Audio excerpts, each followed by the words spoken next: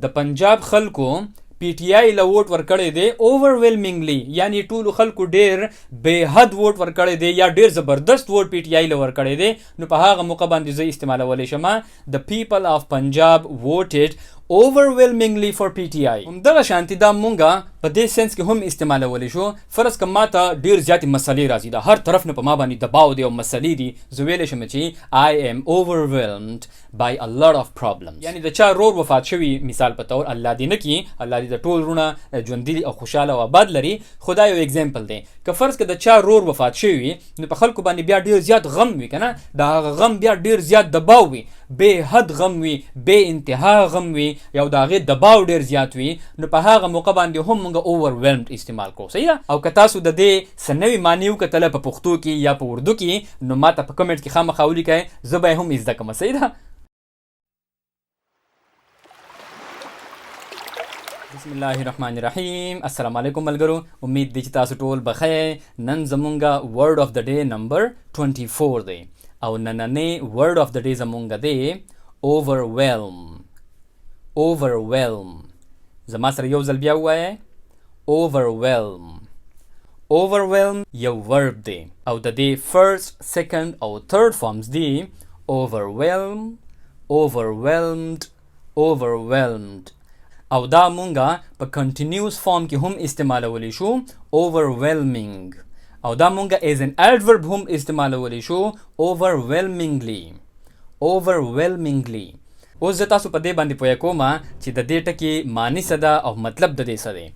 overwhelm یو ډیر زیات اهم ټکی دی او دا په انګلیش کې ډیر زیات استعمالیږي. دا به تاسو په خبرونو کې هم اورئ، دا به تاسو په کتابونو کې هم ګورئ، دا به تاسو په فلمونو کې هم ګورئ، او په عام ژوند کې چې تاسو څومره هم انګلیش استعمالوئ، نو د دې استعمال ډیر زیات کیږي. او زما دا ډیر خواهش دی چې تاسو ټول په دې ټکي باندې خامخا پوه شئ، ځکه چې دا ډیر زیات اهم ټکی دی او ډیر ښکلی ټکی دی. تاسو چې دغه شانتي نوي ټکي په انګلیش کې استعمالوئ، نو د دې سره به ستاسو انګلیش ډیر امپروف کیږي او ستاسو انګلیش به ورسره ډیر ښکلی ښکاري. overwhelmed ویلی کیږي زبردست. اوس تاسو اول په دې ځان پوه کئ چې د overwhelm مطلب زبردست څنګه کیدی شي. په پښتو کې هم تاسو که خیال کړی وي، مونږ چې کله هم زبردست ټکی استعمالو، نو د دې مطلب صرف دا نه وي چې یو څیز ډیر زبردست دی، مطلب ډیر ښه دی او ډیر ښکلی دی، بلکې زبردست مونږ په مختلف حالاتو کې استعمالو.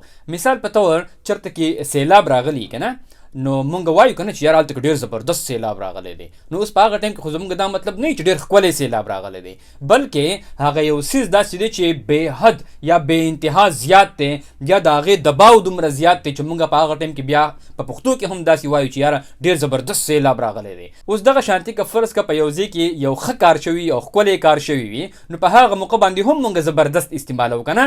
دغه شانتي د زبردست نورې هم معنی کیدی شي. زبردست مونږ په مختلف موقعو باندې په مختلف سینس کې استعمالو. اوس overwhelmed ډیر زیات معنی لري.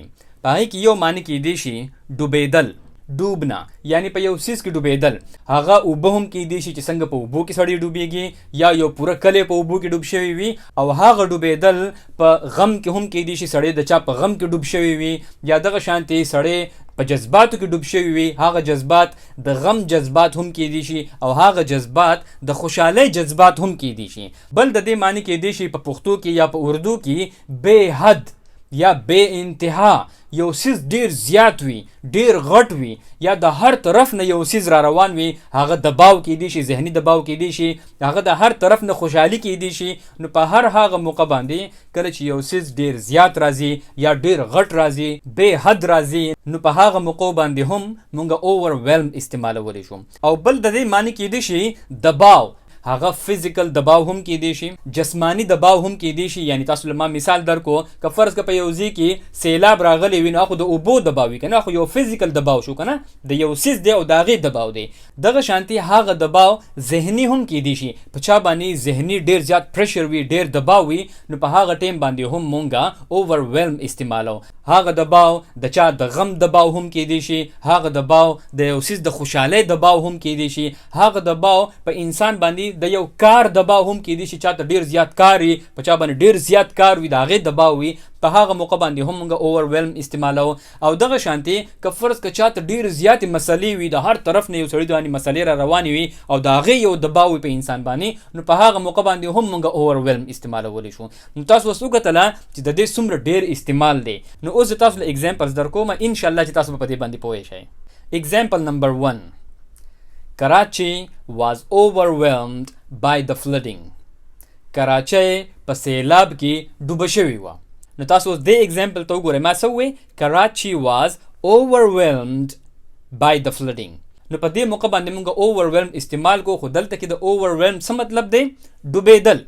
او بل مطلب دا هم کېدی شي چې د اوبو دومره ډېر زیات دباو و، یا بې انتها اوبه وې، یا بې حد اوبه وې، ډېرې زیاتې اوبه وې، او د هغې د وجې نه بیا ټول ښار ډوب شو، ټوله کراچۍ ډوبه شوله. نو موږ په دې موقع باندې overwhelmed استعمال کو. Next example. They were overwhelmed with grief when their brother died. هغوی په غم کې ډوب وو کله چې د هغوی رور وفات شو. یعنی د چا رور وفات شوي، مثال په طور الله دې نه کړي، الله دې د ټول وروڼه ژوندي او خوشحاله او آباد لري، خو دا یو اگزامپل دی. که فرض که د چا رور وفات شوي وي، نو په خلکو باندې بیا ډېر زیات غم وي، که نه؟ د هغه غم بیا ډېر زیات دباو وي، بې حد غم وي، بې انتها غم وي، یا د هغې دباو ډېر زیات وي. نو په هغه موقع باندې هم موږ overwhelmed استعمال کوو. صحیح ده؟ They were overwhelmed with grief. grief ویل کېږي غم ته. په هغوی باندې د غم دباو و، یا هغوی د دې غم په دباو کې ډوب شوي وو. They were overwhelmed with grief when their brother died. کله چې د هغوی رور وفات شو. Next example. I was overwhelmed by all the flowers and letters of support I received. یعنی ما ته چا زما د سپورټ لپاره، زما د سهارې جوړېدلو دپاره، زما د سپورټ لپاره ما ته چا ډېرو خلکو ګلونه راولېږله او خطونه راولېږله زما د سپورټ لپاره. نو په هغې باندې خو بیا زه یو کس ډېر زیات خوشحاله شي که نه، چې یاره دومره خلک زما سپورټ کوي. نو په هغه ټایم کې سړی جذباتي شي او ډېر زیات خوشحاله شي. کله کله پکې سړی د سترګو نه اوښکې هم لاړ شي، دومره دباو راشي، د خوشحالۍ دباو وي. نو په هغه ټایم کې هم مونږه overwhelmed استعمال کو. I was overwhelmed by all the flowers and letters of support I received. نو دغه شانتي تاسو اوس وګورئ، مونږ په دې ټیم کې د خوشحالۍ په موقع کې هم دا استعمال کو. یعنی دومره ډېره خوشحالي راغله د هر ځای نه، د هر طرف نه په ما باندې دومره ډېره خوشحالي راغله، بې حد خوشحالي راغله، بې انتها خوشحالي راغله، زبردست خوشحالي راغله. نو دغه شانتي په دې موقع باندې هم ما overwhelmed استعمال کو. اوس تاسو له ما چې کوم دا دوه اگزامپلز درکړله، په دې کې تاسو وګورئ ما overwhelmed په پیسیو وایس کې استعمال کړی دی. پیسیو وایس هم دې ته ویل کېږي که نه، چې کله موږ په سنټنس په اخره کې ووایو چې by this, by them, by that، دې ته پیسیو وایس ویل کېږي. نو overwhelmed زیاتر عموما په انګلیش کې په پیسیو وایس کې استعمالیږي. I was overwhelmed by this. Karachi was overwhelmed by the flooding. صحیح ده؟ نو دغه شانتي دا په پیسیو وایس کې زیات استعمالیږي. خو موږ په اکټیو وایس کې هم استعمالولی شو، خو عموما دا په پیسیو وایس کې استعمالیږي. اوس یو اگزامپل موږ اخلو چې کله موږ دا په کنټینیوس ټینس کې استعمالو. The response on my videos are overwhelming. زما په ویډیوز باندې ریسپانس یعنی د خلکو جواب زما په ویډیوز باندې هغه څه دی؟ overwhelming. هغه ډیر زیات زبردست دی، هغه ډیر بې انتها زبردست دی. زه په هغه ټایم کې وایم چې the response on our videos are overwhelming. یعنی د خوشحالۍ هغه خبره زه کوم په دې ټایم کې که نه، یعنی د خلکو ریسپانس زما د ویډیوز په باره کې ډیر زیات ښه دی، یعنی په ما باندې ډیر ښه اثر لري. it is overwhelming. ښه اثر لري په ما باندې. نو په دې ټایم کې دا ما بیا د خوشحالۍ په موقع باندې استعمال کو، په پازیټیو سینس کې مې استعمال کو. او دا مونږه as an adverb هم استعمالولی شو، overwhelmingly. For example, the people of Punjab voted overwhelmingly for PTI. د پنجاب خلکو پی ټی آی له ووټ ورکړی دی overwhelmingly، یعنی ټولو خلکو ډیر بې حد ووټ ورکړی دی یا ډیر زبردست ووټ پی ټی آی له ورکړی دی. نو په هغه موقع باندې زه استعمالولی شم the people of Punjab voted overwhelmingly for PTI. همدغه شانتي دا مونږه په دې سنس کې هم استعمالولی شو. فرض که ما ته ډیر زیاتې مسلې راځي، د هر طرف نه په ما باندې دباو دی او مسلې دي، زه ویلی شم چې I am overwhelmed by a lot of problems. او که فرض که په چا باندې د کار دباو ډیر زیات وي، یعنی دومره ډیر کار خلکو ته جمع شوي وي، نو په هغه ټایم کې هم ته استعمالولی شي چې کله په تا باندې د کار دباو ډیر زیات وي، نو ته ویلی شي چې I am overwhelmed by work. نو زما امید دی چې تاسو به په دې ټکي باندې پوه شوي یې.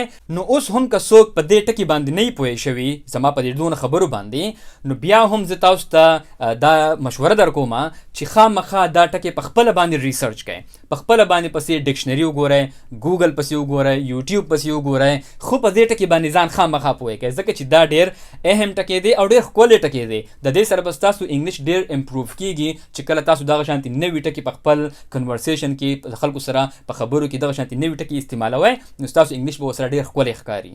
او که تاسو د دې څه نوي معنی وکتله په پښتو کې یا په اردو کې، نو ما ته په کمنټ کې خامخا ولیکئ، زه به یې هم زده کړم. صحیح ده؟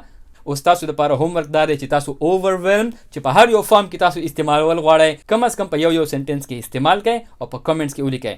انشاءالله په نیکسٹ لیسن کې به بیا ملاویږو. لایک او شیر د نه هیر نشي او ټول زمونږ د یوټیوب چینل خامخا سبسکرایب کړئ. ټول د خپل ځان ډېر خیال ساتئ. د الله په امان.